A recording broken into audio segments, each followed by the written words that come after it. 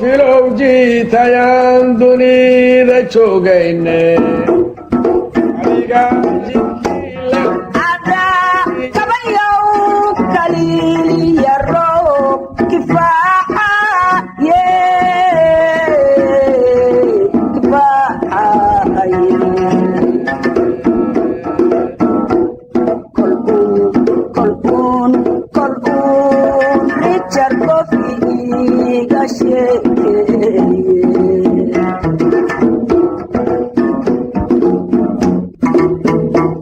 taariikhda kolkaaga dhegayso taariikhuba maanadidii. waa hagaag dhegaystayaal heesta koofil talantaali codadkooda dahabiga waxaa isu dhaafsanayay caasha cuud iyo xasan sabriye afrax. waa erayadii khadar maxamed xaashiye naaxiyadii xasan greyt. reemaha iyo kabanku waa xasan, tumtumka iyo durbaankuna waa abwaan suufi xaaji shiikhow. heestaasina gelbis iyo horraan waxay u tahay barnaamijka hiwaayadda hanuunsan oo maanta aanu ku soo qaadan doonno dagaalkii dulmadoobe oo 1913 ku dhex maray daraawiishta iyo ingiriiska. waa naga xasuusinee barnaamijka hiwaayadda hanuunsan wuxuu yaalaaba dadweynaha ku hanuuniyaa hilinka toosan. mowduucaas oo toddobaadkiiba aad hal mar heshaan waxaa qora oo soo saara huruuse maxamed xaashi.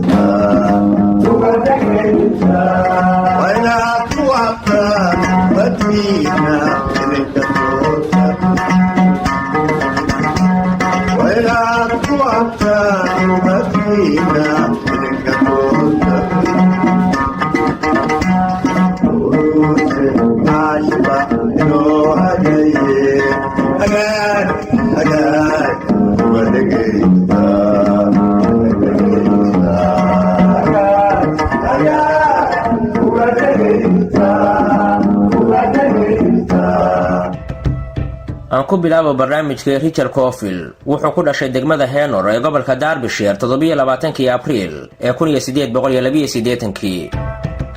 isagoo aad u daayaro 6 sano jir ah ayuu geeriyooday aabihii. waxbarashadiisa hoose wuxuu ka bilaabay dugsiga Adame School ee Salisbury halkaas oo qoyskiisu ay ku noolaayeen. 1896 wuxuu ku biiray maxadka Marlborough. Mr. Cofield ma sii wadan waxbarashadiisa ee wuxuu shaqo dhinaca ganacsiga ka helay shirkad maraakiibta qaabilsan oo ku taalay Liverpool. Richard Cofield wuxuu ka soo shaqeeyay wadamada Koonfur Afrika iyo Nigeria. intii uu ku sugnaa galbeedka qaaradda Afrika wuxuu qayb ka ahaa askar iyo saraakiil cadaadis iyo iska caabinba kala kulmay waqooyiga dalka Nigeria. waxaa la sheegaa Cofield inuu dhulka Soomaaliya yimi xilligii ugu horeysay 1904 waqtigaas oo wax yar uu ku sugnaa deedna uu dib ugu laabtay England. horraantii 1912 ayuu Ingiriisku ka war helay in daraawiishtu degtay marinadii ganacsi ee berbera dhinaca bariga ka soo geli jiray. isaga oo diidan inay joogsadaan isu socodka ganacsi ee Burco iyo Berbera ayuuna abaabulay oo hirgeliyay ciidamadii SCC ee Somali Camel Constabulary kuwaasoo mar dambena loo bixiyay Somali Camel Corps. ciidamada rukuubleyda waxaa madax looga dhigay dhammaan Richard Cofield.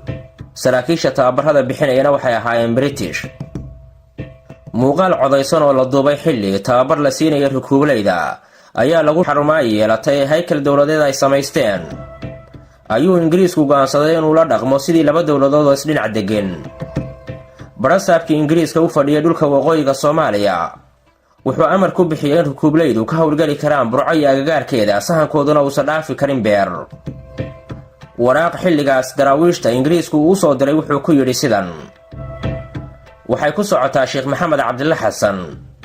waxaan ku ogeysiinaynaa inaanu helnay waraaqdaadii aad kaga hadlaysay fidmada ka dhex dhacday qabaa'ilka dowladda Ingiriisku u talisay iyo dadkaaga.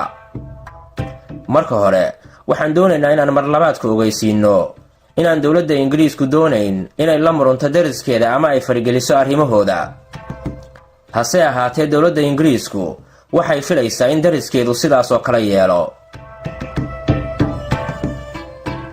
oo Richard Cofield sida lagu qoray buugga taariikhda daraawiishta wuxuu ahaa nin magaca daraawiishta aad u neceb. waxaa la sheegay inuu mar walba jeclaa inuu dagaal ku arko daraawiishta.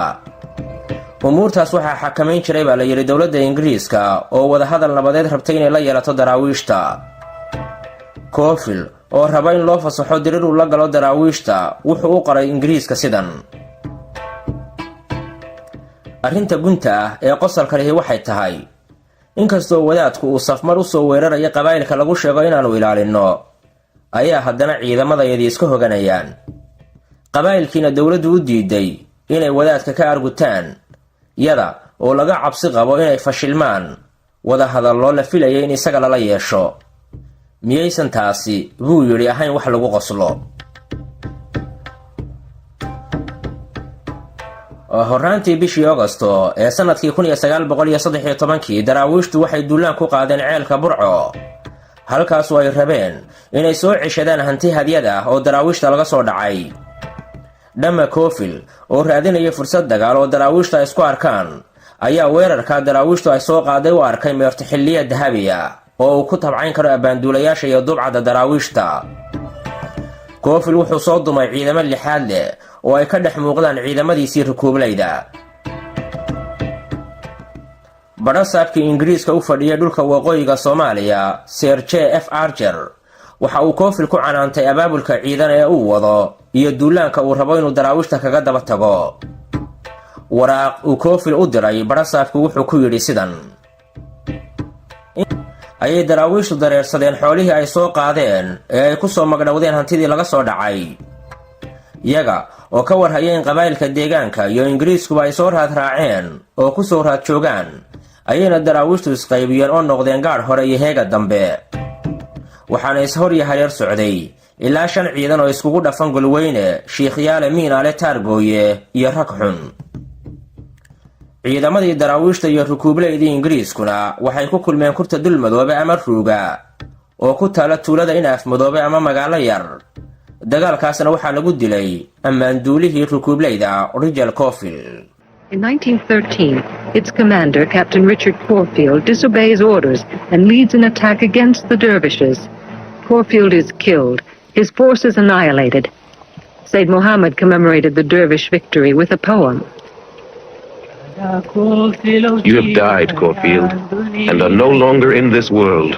A merciless journey was your portion. In that other world, tell your companions how God tried you, and say how the dervishes were like thunderbolts of a storm, rumbling and roaring. dadweynaha Ingiriisku dareen murugo huwan ayay qalbiyadooda ku abuurtay markii ay warsidayaasha ka arkeen dhambaal tibaaxaya guuldarro ba'an oo ku dhacday ciidamadii ka dagaalamay Dulmadoobe. 14 bishii Oktoobar ee sanadkii 1913 warsidaha The Mercury wuxuu faalo dheer ka qoray dilkii Cofield sida uu u dhacay iyo tirada ciidamada ka qayb qaatay dagaalkaas.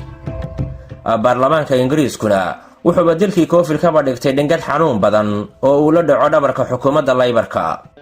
dhaqanaan gaboobay soo jiray guyaal badan wargeesu leenahay aya garabka ii sudan oo hoobay gulla maqadi weeyaan.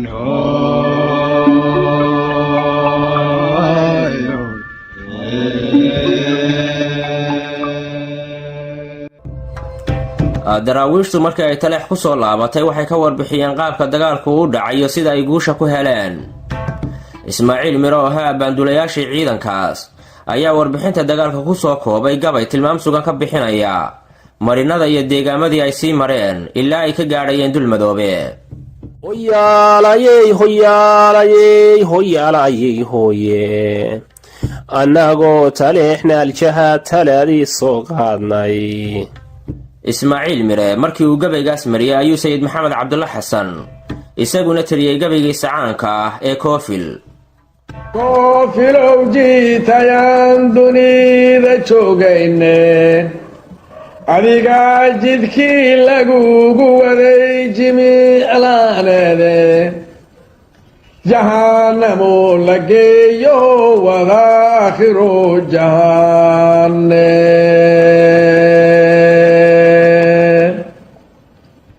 niman nimankii jannuu kacay warbay jiriin ishalleeyeen kuwaasa naarta joogiyo markaad janaanadii gaadhid siduu eebbahay ku jirrabay mari jawaabteede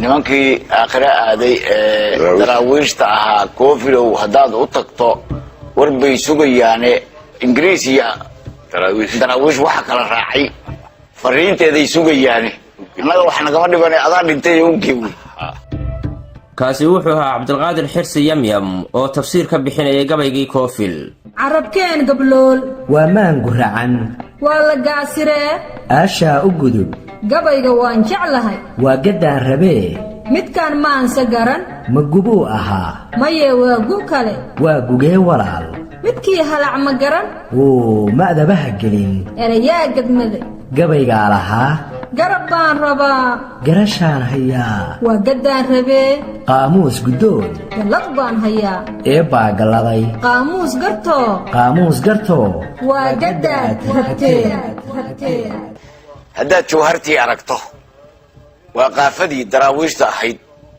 haddaad aragto raggii dhintay oge gabayga koofil oo la turjumay waxaa la geeyey london taasina waxay keentay in abwaan sidney low oo ingiriisihii uu tiriya gabay baroordiiq ah oo uu kaga hadlayo koofil abwaan sidney wuxuu yidhi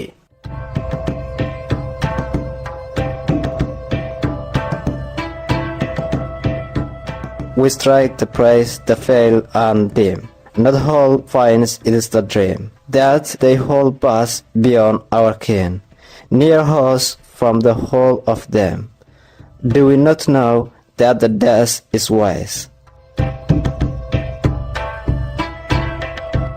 riyadayadii inaanay ahayn gebi ahaanba waxaan jirin taasoo ay tahay in dadkii naga qarsoomay ay maqlayaan daryaanka dadka dunida ku nool qalbiyada murugsanow indhaha aad wax u fiirinayo miyaydan aqoon in geeridu ay tahay abaan waxgarada geeridu way naxariis badan tahay maxaa yeelay way dhigtaa daah u dhexeeya annaga iyo qaraabadayadii dhimatay kaasoo ka reebaya qaniinyo kulul oo ah faan cambaar leh iyo been sumaysan iyo magacyada iyaga qiimaha u lahaa ee layska geeyey sow xaq ma aha inaynu ammaanno geesigii dhallinyarada ahaa oo jiifo qabrigiisii lamadegaanka looga qoday sow nagumay habboonaa inaannu nidhaahno wax kastaba ha ahaatee wuxuu u dhintay sidii waajibka ku ahayd in nin ingiriisihi u dhinto waa inaynu diidnaa in magaciisii si qarsoon loo hadheeyo ama la dafiro magacaan ah oo marxuumku u baahan yahay naso nafta geesigaahey hana ogaan inaannu yasnay deeqsinimadii naftaada geeriyay jidhicsanay ka celi isaga hurdadiisa cododkayaga xishoodka daran leh sidaas waxaa yidhi abwaan sidney oo ingiriis ah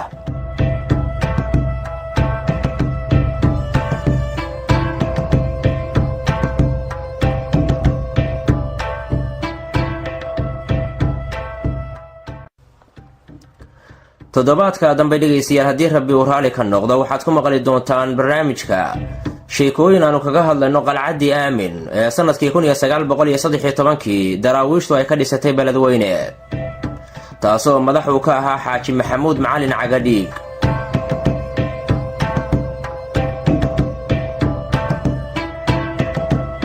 sida barnaamijkaad ku soo maqasheen daraawiishtu sannadkii 1913 ayay burcaduleedkeeda ku dileen koofil isla sannadkaasna waxay ciidamadii hormadiid ee cadda baxar madaxda uu ka ahaa ay kala wareegeen maamulkii beledweyne taas macnaheedu wuxuu ahaa in daraawiishtu sannadkaas ay saamayn muuqato ku lahaayeen inta u dhaxaysa burco ilaa iyo beledweyn